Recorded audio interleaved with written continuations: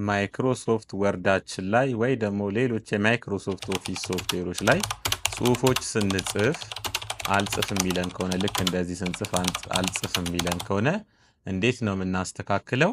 በቅድሚያ እዚህ ፋይል ኤክስፕሎረር ወይ ደግሞ እዚህ ጋር የፎልደር ምልክቱን እንነካና የፎልደር ምልክቱን ከነካን በኋላ እዚህ ጋር ዚስ ፒሲ ወይ ደግሞ ማይ ኮምፒውተር የሚለው ጋር እንገባለን። ከዛ በመቀጠል ሎካል ዲስክ ሲ ላይ እንገባና እዚህ ጋር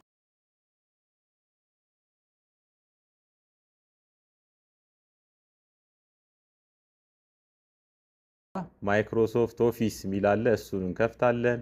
ከዛ ኦፊስ 16 የሚለው ጋር ከገባን በኋላ እዚህ ሶስተኛው ላይ ራይት ክሊክ እናደርጋለን። ከዛ ራናስ አን አድሚኒስትሬተር በማለት በዚህ መንገድ ፊክስ ማድረግ እንችላለን ማለት ነው።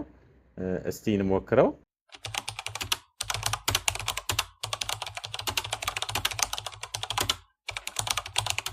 ልክ እንደዚህ ይጽፍልናል ማለት ነው።